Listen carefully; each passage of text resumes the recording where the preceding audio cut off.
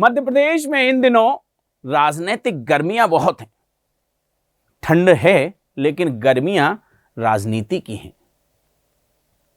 और राजनीतिक गर्मियां जो राजनीतिक की गर्मियां हैं वो जिस जिले से आ रही हैं वो बुंदेलखंड का जिला है और वहां से एक के बाद एक तीर छोड़े जा रहे हैं। नमस्कार, स्वागत है आपका पब्लिक वाणी में। मैं हूं रचित कठेल और जो तीरों की बौछार हो रही है वो सागर जिले से हो रही है। और कब कौन सा तीर छूट जाए इसके लिए हर कोई सागर पर निगाहें बनाए हुए है, क्योंकि सागर इन दिनों मध्य प्रदेश की राजनीति का हॉटस्पॉट बना हुआ है। और हॉटस्पॉट बनने के साथ ही सागर जिले से कब कौन सा तीर छूट रहा है इस पर सबकी नजर है। और एक नया तीर जो छूटा है वो भूपेंद्र सिंह की कर्म भूमि सुर्खी के लिए है, क्योंकि सुर्खी में कल भूपेंद्र सिंह के बेटे अभिराज सिंह का जो जोरदार स्वागत हुआ उसके बाद लगने लगा कि अब कुछ राजनीतिक गर्मियां तेज होंगी। राजनीति के बाजार में चर्चा होने लगी कि भूपेंद्र सिंह की विरासत संभालने के लिए अभिराज सिंह ने अपने पिता की कर्मभूमि सुर्खी को चुना। लेकिन अभिराज सिंह किसी राजनीतिक कार्यक्रम में नहीं गए थे। जिस तरह से उनका हर गांव में स्वागत हुआ और जो काफिला था उसको देखकर लोगों को लगने लगा कि राजनीतिक एंट्री करने जा रहे हैं। लेकिन हम अपने दर्शकों को बता दें वो किसी राजनीतिक कार्यक्रम में नहीं गए थे, वो एक टूर्नामेंट के उद्घाटन में गए थे। और जिसके बाद राजनीति के बाजार में जो चश्मा चलने लगा, चश्मे की निगाहों से लोग देखने लगे कि आखिरकार अभिराज सिंह का अपने पिता भूपेंद्र सिंह की कर्मभूमि पर जाना क्या कुछ नया तीर है या फिर कोई नई कलम चलने वाली है।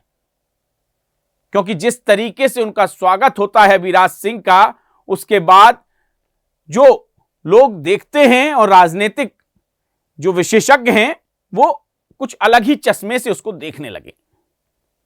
लेकिन वो एक क्रिकेट टूर्नामेंट में पहुंचे और जब उनसे ये चर्चा की गई कि क्या आप पिता की राजनीतिक विरासत संभालने के लिए तैयार हो गए हैं, तो क्या कुछ वो कह रहे हैं सधे हुए अंदाज में, जरा सुनिए।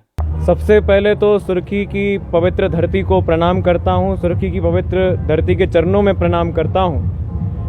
सुर्खी मेरे पिताजी की कर्म भूमि है और आज मेरे पिताजी जहां तक पहुंचे हैं उसमें एक बहुत बड़ा योगदान, बल्कि मैं कहूंगा सबसे बड़ा योगदान सुर्खी विधानसभा के मेरे परिवारजनों के आशीर्वाद का है, तभी वो यहां तक पहुंचे हैं। आज सभी परिवारजनों से मिलने आया हूं। पूरी विधानसभा हमारे परिवार का सदस्य है, पूरी विधानसभा हमारा परिवार है। परिवारजनों से मिलने आया हूं, भेंट करने आया हूं। साथ ही में क्रिकेट टूर्नामेंट के शुभारंभ का भी प्रोग्राम है तो उसमें भी जाऊंगा। देखिए, कोई राजनीतिक प्रोग्राम नहीं है, बस अपने परिवारजनों से मिलने आया हूं। और जो राजनीतिक प्रश्न है वो आप पापा जी से पूछे तो अच्छा रहेगा। देखिए, अपने स्पीच में जो सुर्खी के युवाओं को लेके मेरा विज़न है कि सुर्खी के युवा पहले से महान हैं, उनकी महानता को बढ़ाना है, जिससे एक महान सुर्खी का निर्माण हो, महान मध्य प्रदेश का निर्माण हो, महान देश का निर्माण हो, विश्व का कल्याण सुर्खी के युवा करें। इसके लिए वो सक्षम भी हैं, तो उनकी महानता को बढ़ाने के लिए और उनको प्रेरित करने के लिए कि वो धर्म से जुड़ें, हिंदुत्व की संस्कृति से जुड़ें, इसलिए मैं आया हूँ। परिवारजनों से भेंट करने आया हूँ। राजनीति में सब अपनी मेहनत से आगे बढ़ते हैं। ऐसा नहीं है कि कोई किसी को अपना वारिस डिक्लेयर कर देगा तो वो आगे बढ़ जाएगा, ऐसा नहीं होता है। राजनीति में सब अपनी मेहनत से आगे बढ़ते हैं, परिश्रम से आगे बढ़ते हैं। अगर जनता को मेरा स्वभाव अच्छा लगेगा और मेरी पर्सनैलिटी अच्छी लगेगी, मेरा विजन अच्छा लगेगा, तो अपने आप आगे बढ़ जाऊंगा मैं। आपने सुना कि अभिराज सधे हुए अंदाज में कह रहे हैं कि राजनीति की बातें पिताजी से करिए, लेकिन अगर जनता का प्यार मिलेगा तो मैं राजनीति में जरूर आऊंगा। आपको बता दें कि सुर्खी से विधायक और मंत्री गोविंद सिंह राजपूत के बेटे आकाश राजपूत 16 जनवरी से टूर्नामेंट करा रहे हैं। अब उसमें अभिराज को तो बुलाया नहीं जाता, तो भूपेंद्र सिंह समर्थक मंगल सिंह ने 4 दिन पहले ही एक टूर्नामेंट शुरू करा दिया और अभिराज को उसमें एज ए चीफ गेस्ट बुलाया।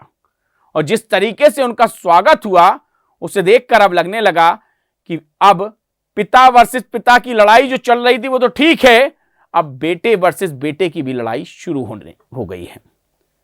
अभिराज वर्सेस आकाश अब दिखने लगे हैं, क्योंकि जिस तरीके से ये राजनीति के गलियारों में चर्चाएं हैं, क्योंकि गोविंद सिंह पर भूपेंद्र सिंह कई कटाक्ष कर चुके हैं। सबसे पहले पब्लिक वाणी के एक्सक्लूसिव इंटरव्यू में मेरे ही साथ उन्होंने राजनीति में एक जो विस्फोट किया था कि गोविंद सिंह राजपूत को वो कभी अपनाएंगे नहीं, क्योंकि वो जो भी कांग्रेस के नेता आए हैं उन्हें अपनाएंगे नहीं सागर में, क्योंकि उन्होंने बीजेपी के नेताओं पर अत्याचार किया है। जिसके बाद से एक के बाद एक बयान आने लगे और राजनीति गरमाने लगी। अब देखना यह है कि अभिराज की एंट्री से और कितने बयान आते हैं मार्केट में, ये देखने वाली बात होगी। आज का हमारा विषय आपको कैसा लगा हमें कमेंट करके जरूर बताइएगा, और हमारे चैनल को सब्सक्राइब करना मत भूलिएगा, क्योंकि हम हैं आपकी आवाज, हमारा नाम है पब्लिक वाणी। नमस्कार।